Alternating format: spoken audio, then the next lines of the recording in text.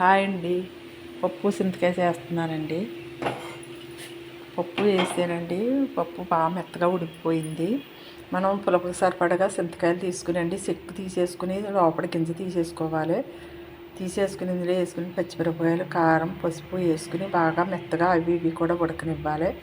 ఉడికాక మనం జీలకర్ర, వెల్లుల్లిపాయలు వేయకూడదు. కార్తీక మాసం మూల వేయట్లేదండి. కరివేపాకు, జీలకర్ర, మిరపకాయలు వేసుకుని తాలింపు పెట్టేసుకోవటమండి. అంతే అండి పప్పు చింతకాయని. కార్తీక మాసం మూల వెల్లుల్లి ఉల్లి వేయకుండా వండుతున్నానండి. బంగాళదుంప పోపు పెడుతున్నాను. బంగాళదుంపలో ఉడకబెట్టాను. ఉడకబెట్టుకుని అవి మెత్తగా ఇలాగా కచ్చపచ్చగిల్లా చేసుకోవాలండి. వాటిని బాగా మెత్తగా కాకుండానే శనగపప్పు, మినపప్పు, కరివేపాకు, మిరపకాయలు, జీలకర్ర వేసుకుని తాలింపు పెట్టుకోవాలి.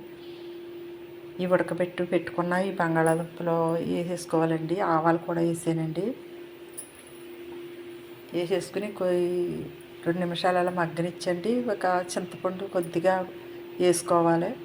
పులుప వేసుకుని అది ఇవి బాగా మగ్గపెట్టుకుని ఒక 5 నిమిషాలు మూత పెట్టుకుని మగ్గపెట్టుకోవాలండి. పసుపు, సాల్ట్ వేసుకుని